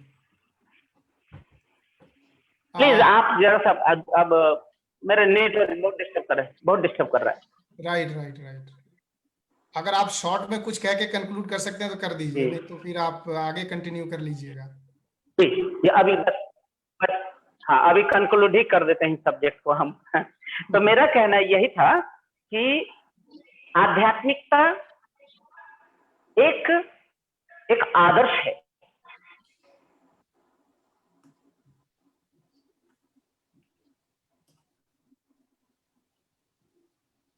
आपका दादा फोन सही में डिस्टर्ब कर रहा है। चलिए ठीक है दादा, आप कंटिन्यू करिएगा बाद में। आध्यात्मिकता एक ऐसा आदर्श है जो आदर्श सभी संकीर्णताओं को खत्म कर देता है। एक छोटा उदाहरण ये है, कहा जाता है कि कोई छोटा एक बिंदु है, एक छोटा सा घेरा है, उस घेरा को अपने दायरे में लेने के लिए एक बहुत बड़ा लाइन खींचना होता है। अर्थात एक छोटा सर्कल को बड़ा सर्कल से घेरने से हो जाता है। अर्थात मैटेरियलिस्टिक जो पर्सपेक्टिव है, आध्यात्मिक पर्सपेक्टिव में अगर चेंज करते हैं, आध्यात्मिक आउटलुक देते हैं, तो ये सारे संकीर्णताएं खत्म हो जाती है। मनुष्य में आध्यात्मिक चेतना जगती है, जो चेतना मनुष्य ही नहीं, दुनिया के लता गुल पशु पक्षी सबसे प्रेम करने के लिए उत्साहित करता है। इसलिए संपूर्ण मानव जाति को एक भूमा आदर्श, एक आध्यात्मिक आदर्श की जरूरत है, जिसको हम कह सकते हैं नव्य मानवतावादी आदर्श। वही मनुष्य को सारे संकीर्णताओं को खत्म करके विशुद्ध चेतना में प्रतिष्ठित करके मनुष्य में, सभी जीव जंतु में, पशु पक्षियों में एक सुंदर संबंध स्थापित करने में मददगार हो सकता है। धन्यवाद। मैं आगे रिक्वेस्ट करूंगा दीदी विनीता आनंद जी से कि वो फिर इस पे अपना कुछ व्यूज रखें। थैंक यू दादा। दादा पूर्णदेवानंद दादा ने बहुत अच्छा बोला, थैंक यू दादा पूर्णदेवानंद दादा। व्यक्तित्व के दो पक्ष होते हैं। किसी भी व्यक्ति के व्यक्तित्व, जो व्यक्तित्व जिसको कहा जाता है, उसके दो पक्ष होते हैं, एक बाह्य और एक आंतरिक। बाह्य पक्ष जो होता है वो कैसे ड्रेस्ड अप होता है, कैसे चलता फिरता है, बात करने का तरीका, बोलने का तरीका, और जो रिश्ते हैं, जो रिलेशन हैं, उनसे हम कैसे इंटरेक्ट करते हैं। हर एक रिलेशन टू रिलेशन हमारी पर्सनालिटी चेंज होती है, वैरी करती है। जब हम पिता से इंटरेक्ट करते हैं तो उस वक्त मेरी एज ए डॉटर हमारी पर्सनालिटी होती है। जब हम भाई से इंटरेक्ट करते हैं तो एज ए सिस्टर हमारी पर्सनालिटी जो थोड़ी चेंज होती है। जब हम बच्चे से इंटरेक्ट करते हैं तो एक एज ए मदर हमारी पर्सनालिटी वहाँ होती है। और जब अपने हस्बैंड से हम या वाइफ से जब हम इंटरेक्ट करते हैं तो हमारी पर्सनालिटी वहाँ अलग होती है। तो ये हमारे व्यक्तित्व का बाह्य पक्ष है। और हमारा जो व्यक्तित्व के आंतरिक पक्ष है वो है हमारा स्वभाव, हमारा कैरेक्टर। जब मन इंद्रियों के प्रभाव में रहता है, इंद्रियां चूंकि प्रकृति के प्रभाव में रहती हैं, तो मन में बहुत सारी संकीर्णताएं आती हैं, बहुत सारे कॉम्प्लेक्सेस होते हैं, ईर्ष्या, द्वेष, अविश्वास, इन सब चीजों से मन घिरा रहता है और इससे वो उसके संबंधों पर भी प्रभाव डालती है। लेकिन जब मन आत्मा साधना के द्वारा अपनी आत्मा के निकट पहुंचती है तो उस वक्त वो उसके जो ये सारी जो त्रुटियां हैं, ये जो खराबियां हैं, ये जो गलतियां हैं, ये खत्म होती जाती हैं, ये जो विचार है ये तिरोहित होता जाता है। तो उस वक्त जो सद्गुण है, नैतिकता, मोरालिटी, निष्ठा, सेवा, परोपकार, ये सारे जो सद्गुण हैं वो हमारे चरित्र को अपग्रेड कर देते हैं, ऊंचा बना देते हैं। और जब इस तरह के कैरेक्टर का जब व्यक्तित्व के बाह्य पक्ष पर प्रभाव पड़ता है तो हमारे संबंधों पर भी सकारात्मक प्रभाव पड़ता है। और संबंधों के जो रिश्तों के जो निर्वहन होता है उसमें शुद्धता और शुचिता आती है, जो हमारे रिश्तों को, हमारे संबंधों को मजबूती और मधुरता प्रदान करती है। तो इसलिए अध्यात्म बहुत जरूरी है कि किसी भी रिश्तों को अच्छा और मधुर बनाने के लिए आध्यात्मिकता अपने आप में बहुत बड़ी चीज है, बहुत अच्छी चीज है। और संबंध अस्थायी रहे, संबंध दीर्घ काल तक रहे, इसके लिए बहुत जरूरी है मनुष्य का आध्यात्मिक होना। Thank you very much. हाँ दीदी, आपको भी धन्यवाद। मैं अब रिक्वेस्ट करता हूँ दादा नित्य सुंदरान जी से कि वो भी अपनी बात रखें, और शायद हम लोग ये वाले सवाल के खत्म होने के बाद अगले सवाल के लिए हो सकता है हम लोग अगली फिर दोबारा चर्चा फिर से आयोजित करें, समय को ख्याल रखते हुए। लेकिन ये जो सवाल है इस पे हम लोग एक निष्कर्ष निकाल लें पहले। तो दादा नित्य सुंदरान जी। नमस्कार। तो संसार में विभिन्न प्रकार के रिश्ते, पारिवारिक रिश्ते हैं, सामाजिक रिश्ते हैं, और उससे भी ऊपर उठे तो देश, अंतरराष्ट्रीय, हर प्रकार के हैं। तो हर रिश्तों के लिए कुछ न कुछ विशेष चीज की जिम्मेदारी है। जैसे अगर पारिवारिक रिश्ता अगर खटाई पड़ता है, अगर टूटता है, तो उसके लिए क्षुद्र स्वार्थ और सहनशीलता का अभाव। दूसरा है कि भौतिकता के तरफ बहुत ज्यादा आकर्षण होना, मेंटलिस्टिक होना। जिस तरह की सिस्टर विनीता जी ने कही कि ये जो सीरत है और सूरत है, तो कुछ लोग जो आंतरिक गुण को, सीरत को न देख करके वो सूरत पर मरने वाले होते हैं। तो कई तरह की ये चीज होते हैं, लेकिन खास करके समाज में जो विघटन पैदा लेते हैं, जो समाज में जो डिफरेंसेस पैदा लेते हैं, जो रिश्ते बिगड़ते हैं, उसके लिए जो सबसे बड़ा उत्तरदायित्व है वो रिलीजन है।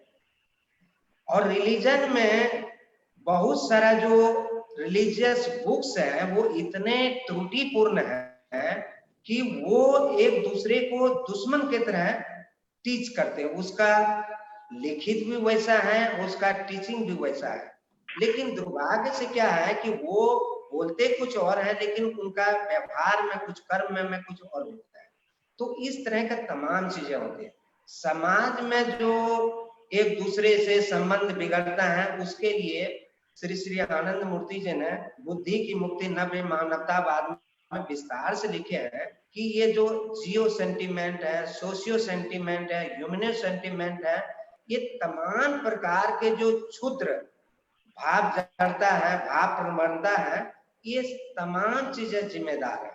और अगर देखा जाए तो इसके पीछे अज्ञानता या जो इम्पोज्ड रॉन्ग टीचिंग जिसको बोल सकते हैं, वो सारे चीज इसमें रूढ़िवादिता, ये तमाम चीजें पहलू आ जाते हैं। इसलिए मेरा तो ये कहना है कि अगर कोई भी बुक जो कि इंसानियत के विरुद्ध प्रोपोगंडा करती है, उसको तो पूरे विश्व के तरफ से ऐसे बैन कर देना चाहिए। और जो इस तरह के संस्था है जो कि इंसानियत के विरुद्ध टीचिंग करती है, तो पहले तो उस संस्थान को बंद कर देना चाहिए, क्योंकि इंसानियत का विघटन वहीं से आते हैं। अब रहा कि इसका समाधान क्या है, तो इसको पहले तो आध्यात्मिकता में प्रतिष्ठित होना पड़ेगा, क्योंकि रिलीजन में इसका कहीं भी समाधान है। क्योंकि रिलीजन वो किसी न किसी फेथ पर, एक विचारधारा पर, एक मतवाद पर आधारित है, लेकिन जो आध्यात्मिकता है वो रियलाइजेशन पर आधारित होता है। और साइंस भी कहती है जो रियलाइजेशन होता है वो किसी का भी हो, वो समान हो जाते हैं। इसलिए जब हर व्यक्ति ये सोचने लगेगा कि इस सृष्टि का सृष्टिकर्ता एक है और हम सभी उसी सृष्टिकर्ता के, संसार के सब हम लोग उसी के संतान हैं, तो आपस में हम लोग भाई बहन हैं। इसीलिए यहाँ जियो और जीने दो की ये करना चाहिए। दूसरी चीज है कि हमें इस तरह का सामाजिक व्यवस्था करना चाहिए।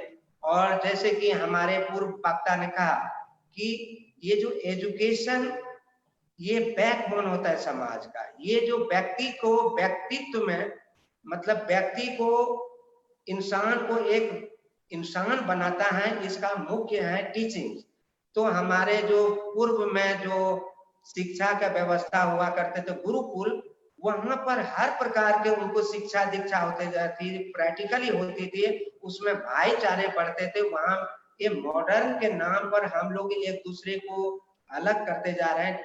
कहीं कहीं टीचिंग में ये इसको पूरा सब्जेक्ट को हम लोगों को बदल करके इसको मॉडिफाई करना पड़ेगा, क्योंकि विद्या का मतलब, एजुकेशन का मतलब ये नहीं होता है केवल ब्रेड एंड बटर कमाना। एजुकेशन का मतलब होता है सा विद्या जा विमुक्ते, knowing one self is then real knowledge. इसलिए अपने को पहचानना, अपना कर्म और कर्तव्य को जानना, उसके साथ हमको नैतिकता में प्रतिष्ठित होकर के आध्यात्मिकता पर चलते हुए हमें ये मानना है कि सब लोग परमात्मा का ही एक रूप है, उसी का सृष्ट जगत है। इसलिए हमें हर जड़ चेतन में, कण कण में हमें परमात्मा को देखना है और उसके साथ किसी भी प्रकार का भेदभाव नहीं करना है, किसी भी प्रकार का उच्च नीच नहीं रखना है। सभी को समान रूप से हम उसको रेस्पेक्ट करें, समान अधिकार देने की कोशिश करें, उसको बढ़ाने की कोशिश करें। इस तरह समाज में समानता आएगी तो अपने आप सबका संबंध बहुत अच्छे हो जाएगा। धन्यवाद। बहुत बहुत धन्यवाद सब लोगों को। मैं ये चाहता हूं कि थोड़ा सा मैं 2-1 मिनट का बोलूंगा, उसके बाद अंत में मैं ललित जी से रिक्वेस्ट करूंगा कि इस चीज़ों का निष्कर्ष डालेंगे वो, और उसके बाद हम लोग आज की इस पैनल को हम लोग खत्म करेंगे। तो रिलेशनशिप की जो बात हो रही है और spirituality, how spirituality impacts our relationship and how it makes it better, we have to understand from its core, and I totally subscribe to the ideas spoke by Vinita Didi and Dadas, and earlier spoken on this subject also by Lalit ji. Baba has, our spiritual master Sri Anandamurti has quoted something from Gita several times, and that is yoga karmashu kausala. योग जो है वो कर्म करने का एक तरीका है, और कर्म हम कैसे करते हैं? मनोवाक काय, from the mind we perform action by words and also by the body. तो हम जहां भी एक्शन परफॉर्म कर रहे हैं हमारा एक कम्युनिकेशन हो रहा है, कम्युनिकेट करने का एक तरीका है। तो मन में भी अगर हम कुछ करते हैं तो कम्युनिकेट कर रहे हैं। आप अगर कीर्तन करते हैं तो कीर्तन क्या है? कम्युनिकेशन है, भगवान से बात करने का एक तरीका है। आप अगर किताब के बारे में सोच रहे हैं तो वो भी कम्युनिकेशन है, the way you are talking to your book. आप आपस में लोगों के साथ बातचीत कर रहे हैं तो वो भी कम्युनिकेशन है। आप बातचीत नहीं कर रहे हैं, केवल मुद्राएं दिखा रहे हैं, by gestures and postures, even that also is a non verbal communication. So communication इतना रोल प्ले करता है हमारे रिलेशनशिप में कि आदमी अगर इस कम्युनिकेशन की कलाएं सीख ले, art of persuasion, art of listening, मतलब दुनिया में 90% ये जो रिलेशंस के प्रॉब्लम है, अगर वो सॉल्व केवल इसी बात से हो जाता है कि हम लोगों की बातों को सुने, खाली सुन लें और उसको अटेंटिवली सुने। The art of listening plays a great role along with art of speaking also. ये सब चीजें हैं, ये बहुत वाइटल रोल प्ले करती हैं लोगों के जीवन में। मैं एक सवाल पूछता हूं अपने बात को खत्म करने से पहले कि how many of the listeners right now do something called Facebook meditation? How many of the listeners do something called YouTube meditation, TikTok meditation? And I'm sure the answer will be many. And what is a Facebook? You know, आज मैं इसका एक दूसरा angle भी देता हूं कि what is a Facebook? Facebook means it's a book of your face. आपके चेहरे का किताब है जो आपके चेहरे की सच्चाई बताता है. It's a book that shows your real face. How many likes, how many dislikes, how many friends, how many not friends. So all these kind of things shows in the external Facebook.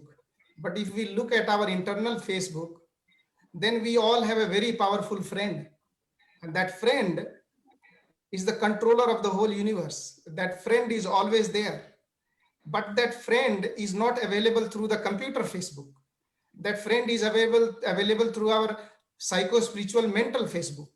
So anybody who uses this social media, if they know how to connect with their own internal media, so that entity, that permanent friend, that powerful friend who is present in our internal Facebook is always there with us. That internal friend always loves us. He's there for us for all the time.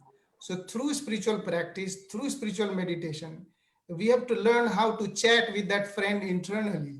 And if we can learn how to do that, imagine the amount of power, imagine how the amount of potentiality that you can generate by connecting with that internal friend of yours. So in the relationships, when we have, if somehow we can understand and realize that this particular friend inside the supreme entity is there, then all the relationships that we see all around, that friend can make it very sweet. So basically, the internal Facebook becomes a kind of key for us to lead a life which can bring a harmony inside and also harmony outside. So with that, I just wanted to put my views on this one. And I would like request Lalitji to make a conclusion on this one. And probably in the future, we will have such discussions again. Some of the things we could not finish today, but we'll finish in the next discussion. So Lalitji, please. Yes, you have said very nicely. Most of the points have been discussed, but this is a huge chapter. As it is said, brevity is the soul of wit. So I'll be very brief. Just 2, 3 points I would like to add. Firstly, that conflicts and clashes are inevitable part of everyone's existence and nobody can avoid it. Now, reason is this, that because the whole existence is like that. People who study spiritual philosophy, they know that at a very lower level, which is the level of this physical world, clash will always be there. At the world of psychic level, clash will always be there. So where there is no clash, that zone or that area is the spiritual zone. So when we interact with the world, we have a family, we have a neighborhood, we have a society, we have an office, which means a company or a government office, and we have a business world, and we have a friends world. Everywhere we shall go through the duality of emotions, which is like and dislike, joy and sorrow, love and hate. It is bound to happen. This cannot be avoided. The Dvandatmak part of our existence can never be avoided. That's why the spiritual teaching is this, that we have to move to the non-dual world. We have to move beyond the pairs of opposites. Firstly, in order to resolve our conflicts, as an individual practitioner, one has to struggle within oneself and first play one's role properly. In every relationship, everyone has a role. If in a family one is a father or a son or a husband or a wife, one should try to play one's role as much nicely as one can do, given the limits of one's power and capacities. Similarly, in office world, in friends world, in every organizational world, one has to play one's role properly. And the individual journey of spirituality should be given topmost priority, because there cannot be any conflict, because the movement of one's spiritual journey has to be taken as the most priority in every other aspect of life. So world has to be just managed. Conflicts will be there. One should try to resolve conflicts and worry about one's own internal world. Worry about one's own spiritual journey. There one should see where the defects are. There one should see where are the areas where one lacks. There are the areas where one has certain propensities which need to be controlled, which need to be guided, and there one has to be honest. So honesty is required there, and with honest intentions, one can keep on improving oneself and at the same time solve the conflicts which exist in the external world. The internal world is a very individual journey. So dharma or spirituality always teaches you that ultimately it is a relationship between you and the Supreme. Just now, which Dharma Premanand explained it in the way, the most important friend, the most important face, the most real face, that is the real you. The Guru becomes real you. So one has to worry more about that part. And the other parts one just has to manage. It is said that संसार सिर्फ काम चलाऊ है, वो सिर्फ काम चलाना है. संसार की तमाम अचीवमेंट्स बहुत ज्यादा मायने नहीं रखती हैं. जो मायने रखती हैं वो अंतर यात्रा है, वो अंदर के रिश्ते की बात है, और वो आप और आपके गुरु हैं, आप और आपके इष्ट हैं. वहां कोई बेईमानी है या नहीं, वहां कोई संघर्ष है या नहीं, उसको देखना पड़ता है. बाहर संसार की जितने भी रिश्ते नाते हैं उनको बस ठीक ठाक तरीके से जी लो और अंतर यात्रा में आगे बढ़ते चलो. इसी प्रकार से हम अपने कॉन्फ्लिक्ट्स को रिजॉल्व कर सकते हैं. इस बात के साथ मैं अपनी बात ही समाप्त करता हूँ. और अब जो हमारे होस्ट हैं, जो संचालक हैं, उन्हें माइक तो है नहीं यहाँ पे, लेकिन फिर भी जो कंप्यूटर वाला माइक है ये पकड़ा देते हैं. सबसे पहले आप सब लोगों को धन्यवाद. ललित दादा, आप अच्छे पॉइंट्स भी रखे हैं और काफी वैल्यूएबल रहा आपका इनपुट. दादा निसुंदरान जी रहे, उनका भी वैल्यूएबल काफी इनपुट्स अच्छा रहा. पुण्यदेवानंद जी रहे, फिर दीदी विनीता आनंद जी, काफी कंसाइज और अच्छे से उनका भी व्यूज रहा है. और अंत में हम तो यही कहेंगे कि भाई हम लोग इन आवर लाइफ कम से कम इतना तो हम शुरू कर सकते हैं अभी से कि बाहर जो फेसबुक और चैट वैट करते हैं, थोड़ा चैट अंदर भी कर लें. अंदर वाले फेसबुक से भी कनेक्ट कर लें, तो क्या होगा, बाहर वाला भी फेसबुक है, अंदर वाला भी है, तो डबल फेसबुक हो जाएगा. तो ये चीजें सोचने का तरीका है जीवन को आगे बढ़ाने का. और आध्यात्मिकता एक ऐसी चीज है, it's an art to enhance everything what we do. हम अच्छी पढ़ाई करें, अच्छा जॉब करें, अच्छी मैनेजमेंट करें, अच्छे फैमिली पर्सन रहें, ये आध्यात्मिकता के प्रिंसिपल्स को लेकर के उसको और बढ़ाएं, अपने जीवन में उसका उपयोग करें। जब भगवान ने, जब ईश्वर ने हमारे को ये सब चीजें, गुण विद्याएं दे रखी हैं, तो उसका उपयोग हम क्यों न करें? हमारे दिमाग में इतनी पोटेंशियलिटी है, तो उसको क्यों छोड़ देंगे भाई? हम 95% यूज करते ही नहीं है, तो उसको यूज करें। तो ये मेडिटेशन और स्पिरिचुअल आइडिएशन है, मेथोडिकल थिंकिंग है, कॉन्टेम्पलेटिव मेडिटेशन है, ये सब चीजें आपको सीखना पड़ेगा। सीखेंगे और इसको करेंगे भी तो ये सब चीजें आपको अपने आप ही पता चलेगा। बहुत सी चीजें हम लोग कहते हैं, आपको शायद पकड़ में ना भी आवे, लेकिन जब आप ये प्रैक्टिस करेंगे तो आपको समझ में आएगा।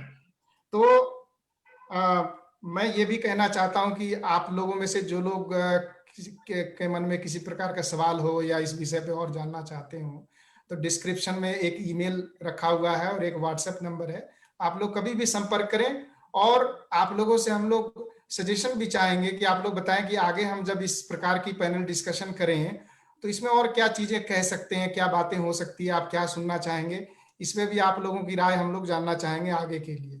बाकी आप सब लोगों को धन्यवाद, आप सब लोग आए, अपना समय दिए हैं। सारे श्रोतागण हैं, जितने भी लिसनर्स हैं इस पैनल डिस्कशन के, वो सब लोगों को भी धन्यवाद। जिन लोगों ने इसको ऑर्गेनाइज किया है उनको भी धन्यवाद। बाकी सब परमात्मा की कृपा है, ईश्वर की इच्छा है। सब लोगों को नमस्कार। नमस्कार। नमस्कार। Thank you very much. नमस्कार नमस्कार नमस्कार। नमस्कार। शुभ रात्रि इंडिया की तरफ से। हाँ, और यहाँ का तो गुड डे चल रहा है।